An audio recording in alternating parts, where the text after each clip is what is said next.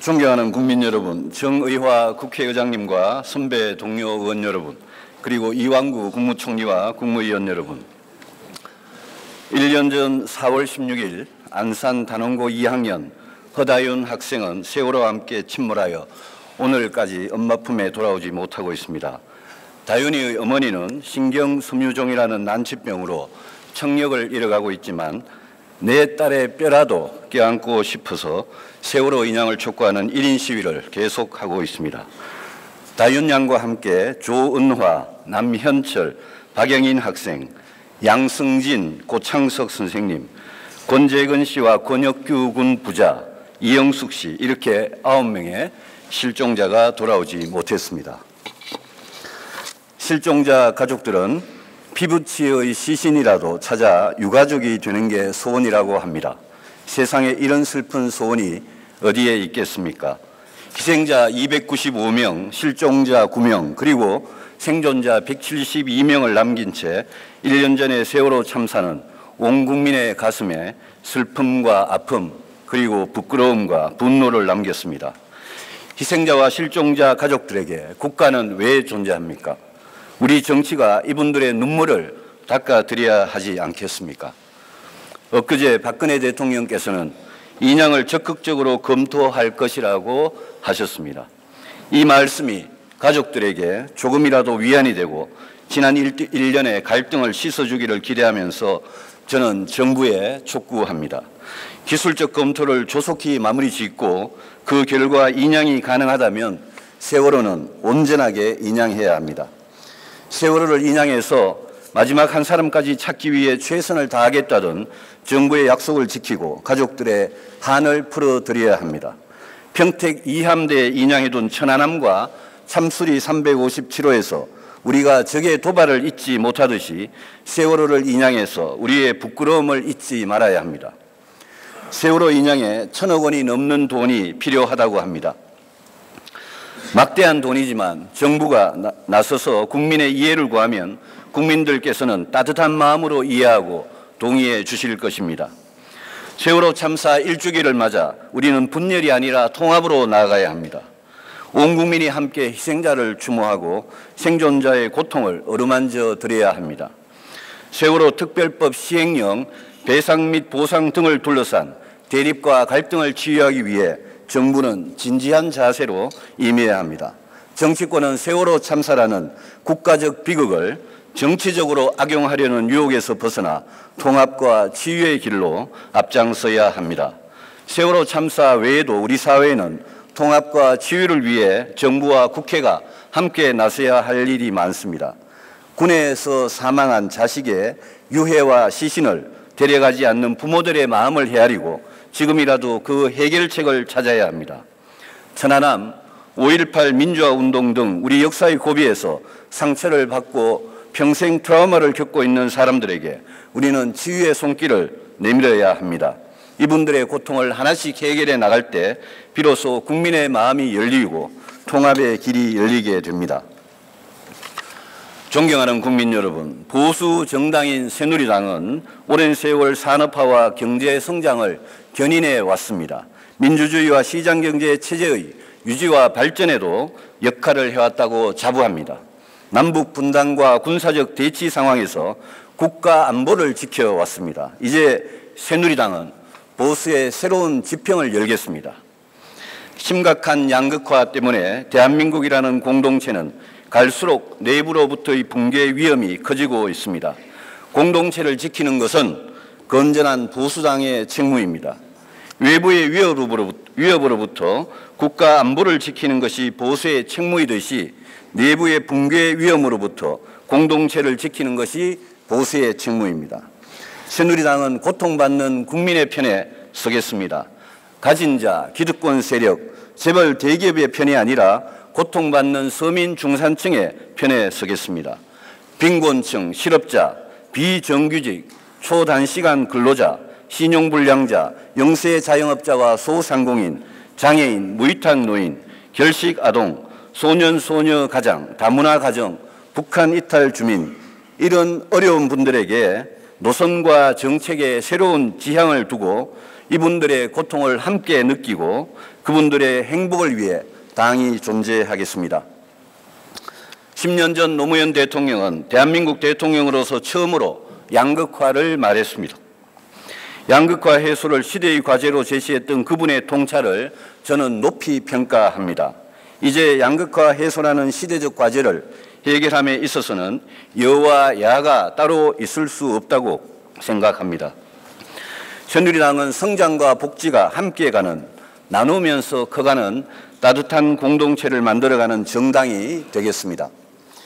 어제의 새누리당이 경제성장과 자유시장에 치우친 정당이었다면 오늘의 이 변화를 통하여 내일의 새누리당은 성장과 복지의 균형 발전을 추구하는 정당이 되겠습니다. 자유시장 경제와 한국 자본주의의 결함을 고쳐 한국 경제 체제의 역사적 진화를 위해 노력하는 정당이 되겠습니다. 그러나 국가 안보만큼은 정통 보수의 길을 확실하게 가겠습니다. 새누리당의 새로운 변화를 추구하면서 저는 새정치민주연합과 정의당의 최근 변화를 관심 있게 지켜보고 있습니다. 최근 새정치민주연합은 경제정당, 안보정당을 말하고 있습니다. 정의당은 미래산업정책을 말하고 있습니다. 급식, 보육은 물론 심지어 의료, 교육, 주택까지 보편적 무상복지를 고집하던 야당이 드디어 성장의 가치, 안보의 가치를 말하기 시작한 것입니다. 놀라운 변화입니다. 환영합니다. 저는 진보정당의 이러한 변화가 단순히 총선과 대선의 득표용 전략이라고 평가절하하고 싶지는 않습니다. 그 변화 속에 국가의 미래를 위한 고민과 진정성이 담겨 있으리라고 기대해 봅니다. 여와 야, 보수와 진보의 새로운 변화를 보면서 저는 진영의 창조적 파괴라는 꿈을 가집니다. 진영을 벗어나 우리 정치도 공감과 공존의 영역을 넓히자는 꿈을 현실로 만들고 싶습니다. 그동안 우리 정치는 여야 진영 간, 보수 진보 진영 간의 대립과 반목으로 국민의 신뢰를 얻지 못했습니다. 진영은 그 본질이 독재와 똑같습니다. 진영의 울타리를 쳐놓고 그 내부 구성원들에게 사상과 표현의 자유를 허락하지 않습니다. 사람마다 생각의 차이가 있는 것은 지극히 상식적이고 정상적인데 어느 당, 어느 진영의 소속이라는 이유만으로 개인의 소신은 집단의 논리에 파묻히고 말았습니다. 여와 야, 보수와 진보 양쪽 모두 진영의 논리에 빠져 반대를 위한 반대를 일삼았고 이는 국민의 눈에 어처구니 없는 정쟁으로 비춰졌습니다. 여당 시절 추진했던 FDA 연금 개혁을 야당이 되니까 반대하는 일, 의원 개개인이 헌법기관인 국회에서 여야가 당론 투표를 강요하는 일, 역대 정권마다 여당이 정부와 청와대의 거수기 역할을 해오던 일, 이런 부끄러운 일들이 진영 싸움 때문에 일어난 일들이라고 저는 생각합니다. 그래서 저는 원내대표가 된 이후 가급적 당론이라는 이름으로 의원님들의 자유로운 의사를 구속하지 않겠다고 다짐했습니다. 시대가 바뀌어도 보수와 진보가 똑같을 수는 없습니다. 그러나 국가의 먼 장래를 위해 꼭 해야 할 일이라면 오늘 보수와 진보는 머리를 맞대고 공통의 국가 과제와 국가 전략을 찾아 나서야 합니다. 그러기 위해서는 진영의 논리에서 벗어나야 합니다. 진영 싸움을 중단해야 합니다. 우리는 국가의 미래를 위한 합의의 정치를 시작해야 합니다.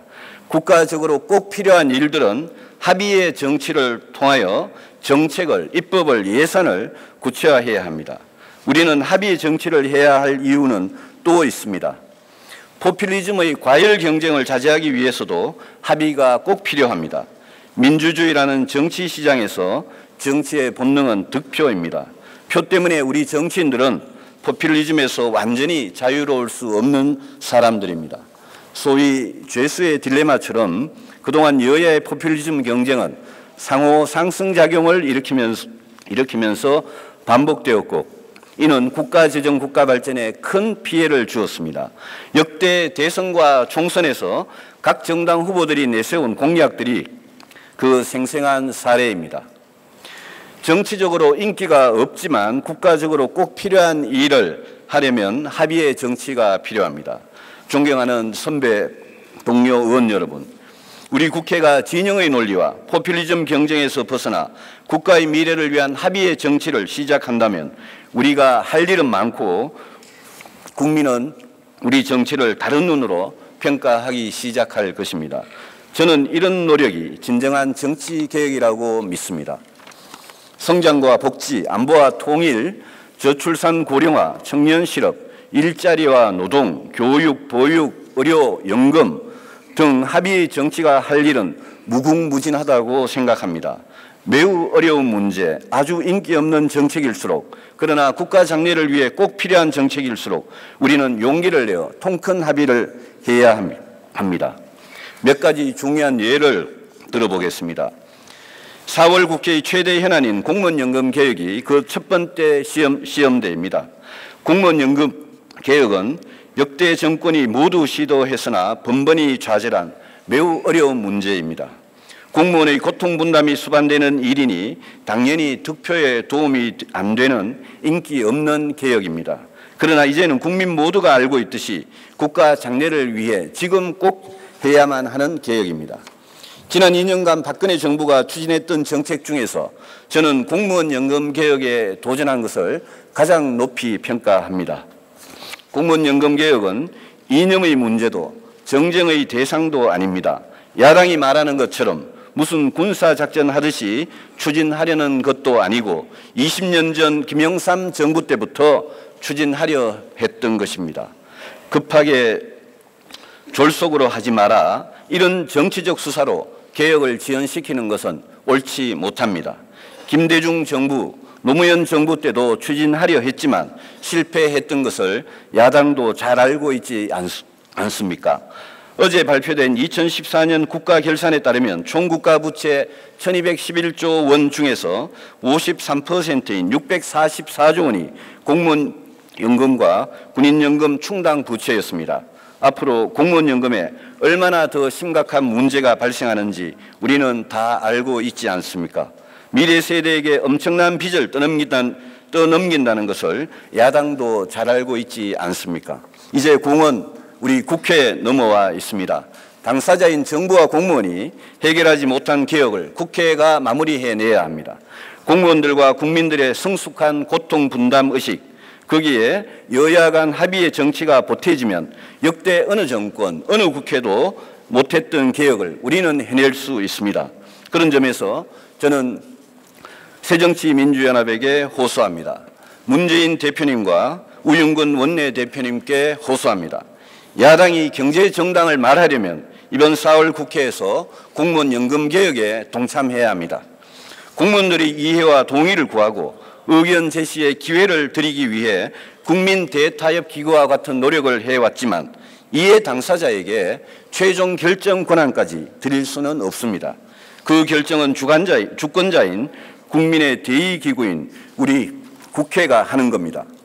새정치민주연합은 노무현 정부 임기 중인 2007년에 그 어려운 국민연금 개혁을 이루어낸 훌륭한 전통을 갖고 있습니다. 당시 대통령 비서실장으로서 국민연금 개혁의 어려움을 누구보다 생생히 지켜보셨던 문재인 대표께서 이번 공무원연금 개혁에 합의해 주신다면 국민들은 경제정당의 진정성을 평가할 것입니다. 여야 모두 공무원연금 개혁이 지금 구분응선까지 왔다고 인정합니다. 마지막 한 달의 고비를 넘기지 못하고 이 중요한 개혁이 또 무산된다면 19대 국회는 여야 가릴 것 없이 국민의 지탄을 면할 수 없고 국민의 정치 불신은 극에 다다를 것입니다.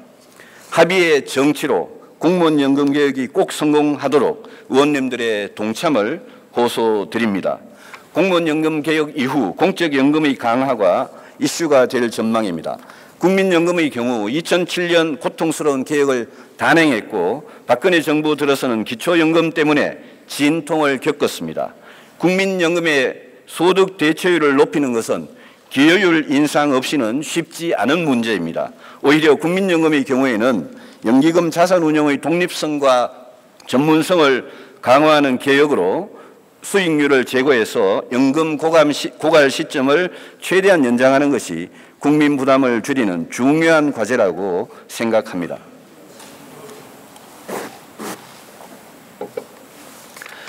두 번째 사례는 세금과 복지 이슈입니다. 세금과 복지 이슈만큼 정치적 휘발성이 강한 이슈도 없을 것입니다. 소득세 연말정산 사태에서 우리는 생생하게 보았습니다. 세금을 올린 정당은 재집권에 성공할 수 없다, 이런 정치권의 금언도 있을 정도입니다. 저는 이 연설을 쓰면서 2012년 새누리당의 대선 공약집을 다시 읽었습니다. 그 공약은 박근혜 대통령의 공약이기도 했지만 그와 동시에 저희 새누리당의 공약이었습니다. 문제는 134조 5천억 원의 공약 가계부를 더 이상 지킬 수 없다는 점입니다. 이 점에 대해서는 새누리당이 반성합니다. 저는 지난 4월 1일 정부가 국가정책조정회의에서 지속가능한 복지국가 실현을 위한 복지재정 효율화 방안을 발표하고 중앙정부와 지방정부가 3조 원의 복지재정 절감을 위해 노력하기로 했다는 점을 평가합니다. 그러나 지난 3년간 예산 대비 세수 부족은 22조 2천억 원입니다. 증세 없는 복지는 허구임이 입증되고 있습니다. 이제 우리 정치권은 국민 앞에 솔직하게 고백해야 합니다. 세금과 복지의 문제점을 털어놓고 국민과 함께 우리 모두가 미래의 선택지를 찾아 나서야 합니다. 이 일은 공무원연금 개혁보다 더 어렵고 인기는 더 없지만 국가 장래를 위해 더 중요한 일입니다. 세금과 복지야말로 합의의 정치가 절실하게 필요한 문제입니다. 서민 증세, 부자 감세 같은 프레임으로 서로를 비난하는 저급한 정쟁은 이제 그만두고 여야가 같이 고민해야 합니다. 그 고민의 출발은 장기적 시야의 복지 모델에 대한 합의라고 저는 생각합니다. 현재 우리의 복지는 저부담 저복지입니다. 현재 수준의 복지로는 양극화 문제를 해결하고 공동체의 붕괴를 막기에 크게 부족합니다. 그러나 고부담 고복지는 국가 재정 때문에 실현 가능하지도 않고 그게 바람직한지도 의문입니다. 고부담 고복지로 선진국이 된 나라도 있지만 실패한 나라도 있습니다. 통계청의 장래 인구 추계를 보면 저출산 고령화로 인하여 앞으로 50년간 기형적 인구 구조라는 재앙이 닥치게 되어 있습니다. 현재의 복지제도를 더 확대하지 않고 그대로 가더라도 앞으로 복지재정은 눈덩이처럼 불어나게 되어 있습니다. 우리가 지향해야 할 목표는 중부담 중복지라고 저는 생각합니다. 국민 부담과 복지 지출이 GDP에서 차지하는 비율을 기준으로 OECD 회원국 평균 정도 수준을 장기적 목표로 정하자는 의미입니다.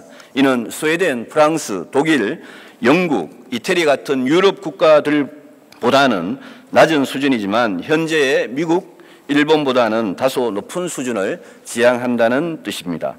이는 결코 낮은 목표라고 할 수 없습니다. 최근 여야 간에 중부담 중복지에 대한 공감대가 확산되고 있는 만큼 우리는 국민의 동의를 전제로 이 목표에 합의할 수 있을 것입니다. 중부담 중복지를 목표로 나아가려면 세금에 대한 합의가 필요합니다. 무슨 세금을 누구로부터 얼마나 더 거둘지 진지하게 고민하고 합의해야 합니다. 증세는 현실적으로 매우 어렵습니다. 그렇다고 해서 지난 3년간 22조 2천억 원의 세수 부족을 보면서 증세도 복지 조정도 하지 않는다면 그 모든 부담은 결국 국채 발행을 통해서 미래 세대에게 빚을 떠넘기는 비겁한 선택이 될 것입니다. 가진 자가 더 많은 세금을 낸다는 원칙, 법인세도 성역이 될 수 없다는 원칙, 그리고 소득과 자산이 있는 곳에 세금이 있다는 보편적인 원칙까지 같이 고려하면서 세금에 대한 합의에 노력해야 합니다. 우리나라의 부자와 대기업은 그들이 감내할 수 있는 수준의 세금을 떳떳하게 더 내고 더 존경받는 선진사회로 나아가야 합니다. 조세의 형평성이 확보되어야만 중산층에 대한 증세도 논의가 가능해질 것입니다. 최근에 여야 대표 연설은 대부분 우리 국회가 세금과 복지 문제에 관한 대타협 기구를 설치할 것을 제안했습니다. 지난 2월 우영근 원내대표님도 이런 제안을 하셨습니다. 저는 새누리당 의원님들의 동의를 구하여 세금과 복지 문제에 관한 여야 합의 기구의 설치를 추진하겠습니다. 정부도 세금과 복지 문제에 대한 새로운 구상을 제시해 줄 것을 요청합니다. 복지 지출 중에서 보육 분야는 현실적 어려움이 큽니다. 여야 합의기구가 출범하면 이 문제도 여야와 함께 풀어갑시다. 0-2세 보육료, 3-5세 누리과정, 0-5세 양육수당을 합친 올해 보육 예산은 10조 2,500억 원으로서 급식 예산 2조 5천억 원의 4배입니다. 최근에 지방재정법 개정 과정에서 보았듯이 보육 재원의 조달을 둘러싼 중앙과 지방의 갈등은 심각합니다. 1991년 영유아 보육법이 제정된 이래 지난 24년간 보육은 계속 확대되어 왔고 박근혜 정부는 0-5세의 모든 영유아에게 소득에 관계없이 보육 지원을 대폭 확대했습니다. 보육과 양육에 대한 사회적 책임을 강조하면서 국가의 지원은 확대되었으나 이 정책이 저출산 해소와 여성의 경제활동 참가율 제고에 얼마나 기여했는지는 의문입니다. 더구나 최근 보육시설에서 연달아 발생하는 사고들을 보면서 또 영세 영아를 어린이집에 보내면 월 77만 8천 원이 지원되는데 집에서 키우면 월 20만 원이 지원되는 모순을 보면서 또 어린이집 유치원과 가정이라는 보육 공동체의 비정상적인 모습들을 보면서 우리는 보육 정책의 재설계가 절실하다는 점을 깨닫고 있습니다. 한 아이를 키우려면 온 마을이 필요하다는 말이 있는데 우리 공동체는 아이를 낳고 잘 키우는 문제를 돈으로만 해결하려 하지 않았는지 반성하게 됩니다. 4월 국회에서 여야가 합의한 대로 지방재정법을 개정하고 정부가 약속했던 5,064억 원도 동시에 집행하며 영유아 보육법도 개정해야 합니다. 그리고 그 이후에 보육정책에 대해서는 우리 국회가 진지한 토론과 대안의 모색에 여야가 함께 착수할 것을 제안합니다. 정부도 앞으로 보육 예산과 보육 정책을 어떻게 할 것인지 현실성 있는 방안을 제시해 주시기 바랍니다. 존경하는 선배 동료 의원 여러분, 경제 성장은 오랫동안 보수의 의제였습니다. 새정치민주연합이 소득 주도형 성장, 포용적 성장을 말했을 때 저는 이 새로운 변화를 진심으로 환영하는 마음이었습니다. 그 주장의 옳고 그름을 떠나 야당이 성장의 가치를 말한다는 것 자체가 반가웠습니다. 보수가 복지를 말하기 시작하고 진보가 성장을 말하기 시작한 것은 분명 우리 정치의 진일보라고 높이 평가합니다. 정작 중요한 문제는 성장의 해법입니다. 복지는 돈을 어디에 쓰느냐, 어떻게 쓰느냐의 문제인데 성장은 돈을 어떻게 버느냐의 문제입니다. 성장의 해법은 복지의 해법보다 훨씬 더 어렵습니다. KDI가 발표한 장기 거시 경제 전망에 따르면 현재의 3.5%의 잠재 성장률은 2050년대 1.0%로 추락합니다. 더 비관적인 전망에 따르면 2040년대부터 1.0% 이하로 추락하며 2060년대부터는 마이너스 성장으로 추락합니다. 대한민국이 성장을 못하는 나라, 저성장이 고착화된 나라가 되는 것입니다. 이것은 국가적 대재앙입니다. 성장을 못하면 우리 사회의 모든 게 어려워집니다. 성장을 못하면 일자리와 소득이 줄어들고 서민 중산층이 붕괴되어 양극화는 더 심각해지고 국가 재정도 버티기 힘들어 복지에 쓸 돈이 없는 악순환에 빠지게 될 것입니다. 통일을 하더라도 통일 비용을 부담할 재원이 없습니다. 앞으로 100년간 대한민국의 가장 중요하고 가장 어려운 문제는 경제 성장이라고 저는 생각합니다. 양극화 해소 못지않게 성장 그 자체가 시대의 가치가 되어야 합니다. 2100년까지 한국 경제가 성장을 못하는 것은 경기 변동의 문제가 아닙니다. 성장을 뒷받침하는 노동, 자본, 기술 등 세 가지 요소의 구조적인 문제가 있기 때문입니다. 소위 펀더멘탈에 심각한 문제가 있는 것입니다. 따라서 저성장의 원인에 대한 장기적이고 구조적인 대책을 일관되게 추진하지 못한다면 한국 경제는 20세기의 성취를 21세기에 다 날려보내고 선진국 진입의 문턱에서 주저앉고 말 것입니다.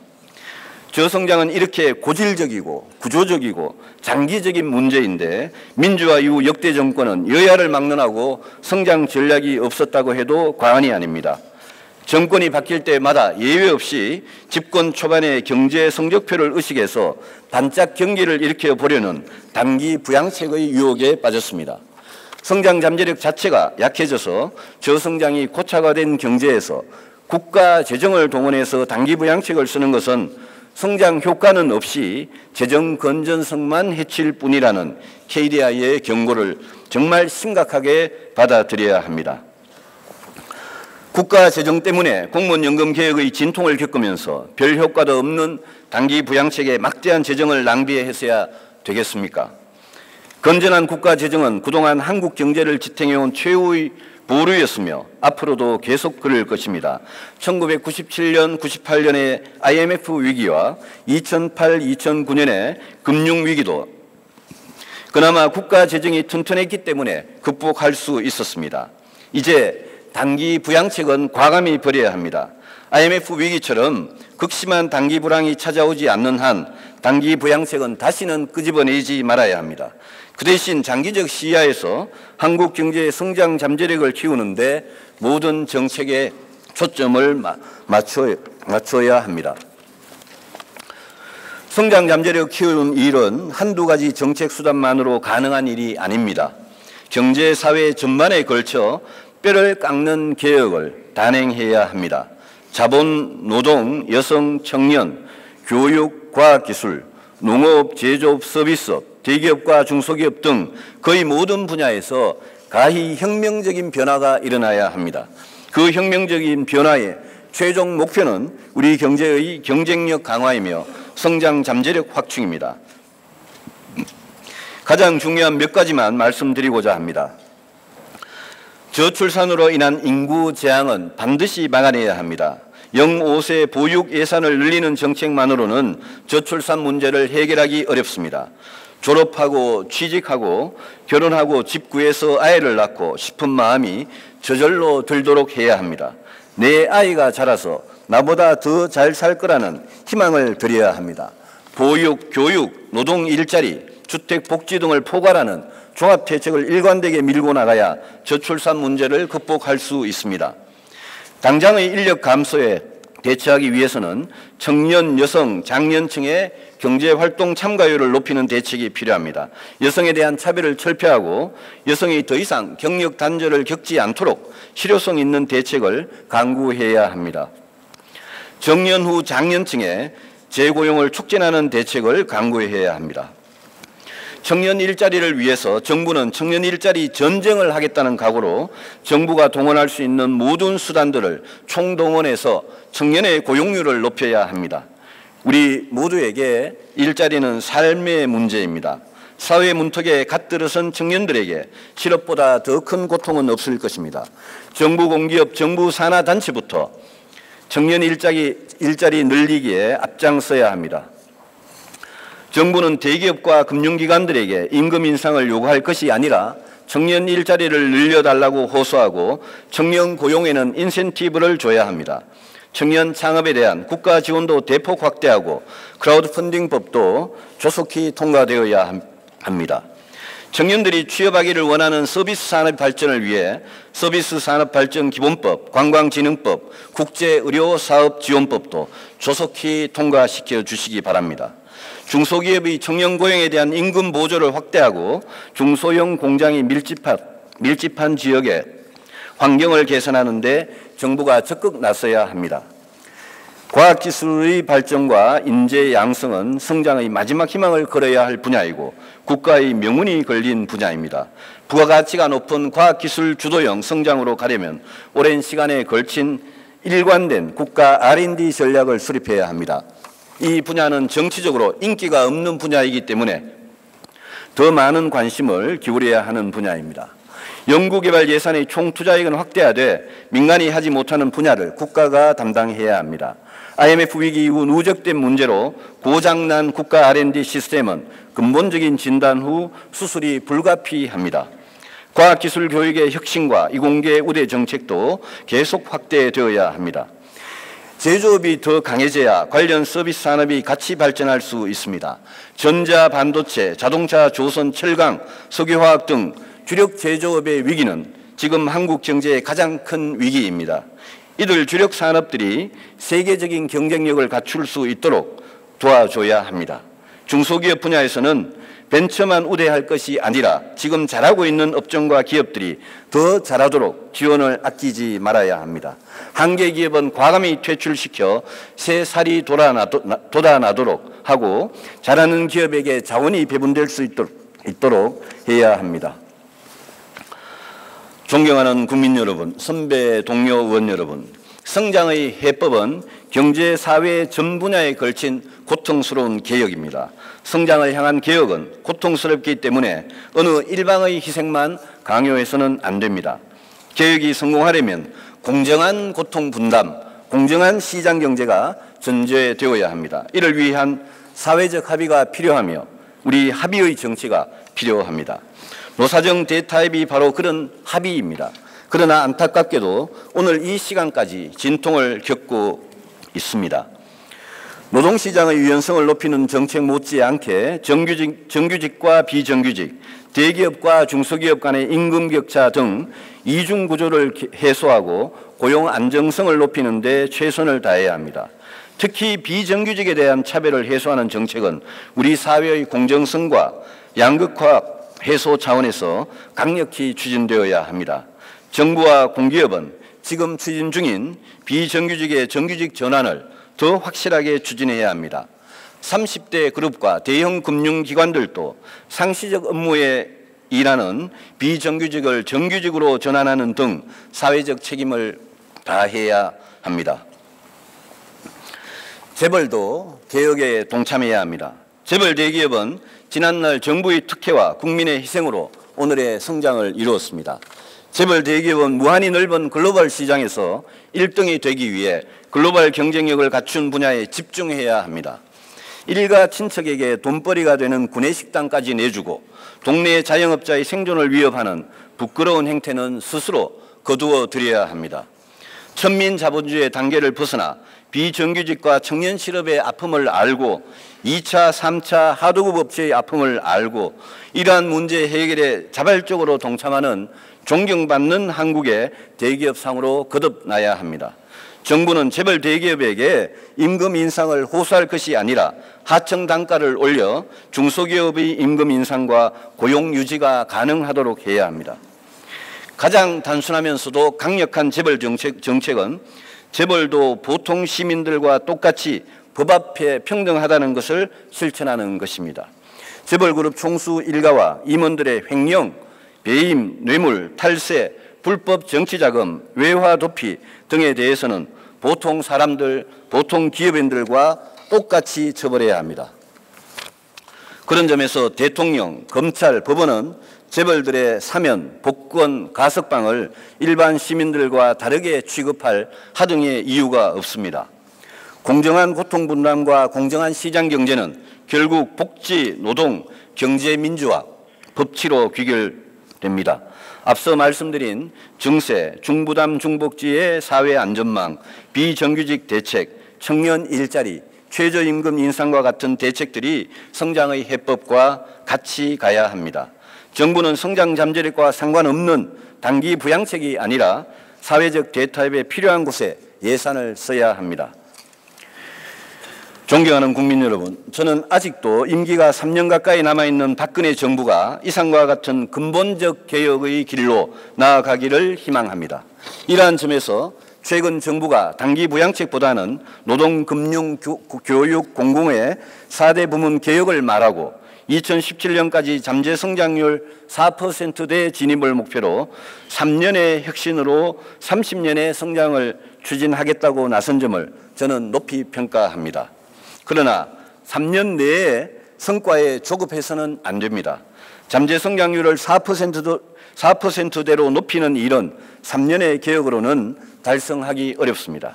오히려 박근혜 정부가 앞으로 3년 동안 그 다음 정부가 후퇴시킬 수 없는 개혁의 제도적 기반을 구축할 수만 있다면 역사적 평가를 받을 것입니다.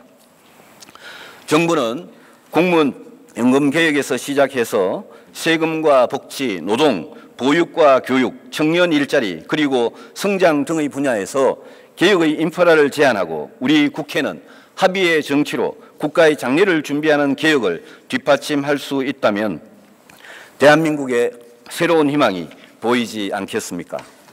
저는 야당이 제시한 소득주도 성장론도 재검토가 필요하다고 생각합니다. 적정한 속도의 최저임금 인상, 취약계층에 대한 복지 지출의 확대는 빈곤과 양극화 해소라는 차원에서 동의합니다. 최저임금 인상과 복지 지출 확대가 저소득층의 소비를 늘려 내수 진작에 어느 정도 도움이 된다는 점도 인정합니다. 그러나 앞에서 말씀드린 대로 2100년까지 저성장의 대재앙이 예고된 우리 경제에 대하여 이 정도의 내용을 성장의 해법이라고 말할 수는 없습니다. 저는 소득주도 성장을 정치적으로 비난할 생각은 조금도 없습니다. 제대로 된 성장의 해법이 없었던 것은 지난 7년간 저희 새누리당 정권도 마찬가지였습니다. 녹색 성장과 4대강 사업 그리고 창조경제를 성장의 해법이라고 자부할 수는 없습니다. 제가 강조하고 싶은 것은 이왕 야당이 성장이라는 시대의 가치를 이야기한다면 여야가 그 해법의 어려움을 인식하고 합의의 정치로 성장을 위한 지난한 개혁의 길로 함께 가자는 점입니다. 존경하는 선배 동료 의원 여러분, 최근 많은 국민들께서 사회적 경제에 주목하고 있습니다. 복지와 일자리에 도움을 주며 양극화 해소와 건강한 지역 공동체 형성에 도움을 주는 협동조합, 사회적 기업, 자활기업, 마을기업, 농어촌 공동체 회사 등 사회적 경제 조직들이 빠른 속도로 증가하고 있습니다. 그 영역도 돌봄, 보육, 교육, 병원, 신용, 도시락, 반찬가게, 동네 슈퍼 등 매우 다양하게 나타나고 있습니다. 우리가 중부담 중복지를 목표로 나아간다면 우리 사회 전체의 복지 수요를 국가 재정이 모두 감당할 수는 없습니다. 일자리도 마찬가지입니다. 기업이 만들어내는 일자리와 정부가 세금으로 만드는 일자리는 늘 충분하지가 않습니다. 사회적 경제는 국가도 시장도 아닌 제3의 영역에서 사회적 가치를 추구하는 경제 활동으로서 복지와 일자리에 도움이 되는 자본주의 경제 체제의 역사적 진화라고 생각합니다. 우리보다 훨씬 앞서 자본주의와 시장 경제를 해왔던 선진국들도 사회적 경제가 발달하고 있습니다. 사회적 경제는 정치적 오염과 도덕적 해이를 경계해야 합니다. 사회적 경제를 건강하게 발전시키는 일은 여야 모두의 책임입니다. 우리 19대 국회가 사회적 경제 기본법을 제정하여 한국 자본주의의 역사적 진화에 기여할 수 있기를 기대합니다. 경제 분야의 마지막 주제로 저는 가계부채의 심각성을 경고하고자 합니다. 작년 말 가계부채는 1,089조 원을 기록했습니다. 국민 1인당 평균 2,150만 원이며 가계부채가 GDP의 75%입니다. IMF 위기 때는 기업들의 과도한 부채 때문에 외부로부터의 작은 충격에 대규모 도산 사태와 대량 해고가 발생했고 양극화도 심화되었습니다. 지금은 가계부채가 시한폭탄과 같은 문제가 되었습니다. LTV, DTI의 완화와 금리 인하는 가계부채의 증가 속도를 높여 문제를 더 악화시키고 있습니다. 가계부채는 개인이 원금과 이자를 갚는 게 당연한 원칙입니다. 그러나 이 문제가 우리 경제 전체의 리스크를 악화시키지 않도록 정부가 정교한 대책을 수립해 줄 것을 당부드립니다. 지난번 2차례에 걸친 안심전환대출은 은행과 정부의 부담으로 원리금 상환 능력이 있는 일부 계층에게만 혜택을 주는 정책이었습니다. 앞으로 정부는 상환 능력이 없고 부실의 위험도는 높은 한계선상의 가계부채에 대책의 우선순위를 둘 것을 촉구합니다. 존경하는 국민 여러분, 선배 동료 의원님 여러분, 성장 복지와 함께 안보 통일은 우리의 4대 국가 아젠다입니다. 올해는 광복 70년이자 분단 70년이 되는 해입니다. 광복과 함께 분단이 된 70년 전의 슬픈 역사는 분단을 허물어 통일과 진정한 광복을 이룩해야 하는 역사적 과업을 우리에게 남겼습니다. 대북정책과 통일정책은 별개가 아니라고 생각합니다. 오늘의 대북정책이 쌓여서 통일정책이 되는 것입니다. 그러한 점에서 통일 이전에 북한의 개혁 개방, 북한 경제의 발전, 북한 체제의 전환을 유도하는 것이 바람직한 대북정책이라는 주장에 저는 동의합니다. 그러나 지금까지의 북한은 그런 이성적인 대북정책이 통하지 않는 상태입니다. 문제의 핵심에는 북한의 핵미사일이 있습니다. 지난 4월 2일 이란의 핵무기 개발을 막기 위한 이란과 국제사회의 역사적 합의가 타결되었습니다.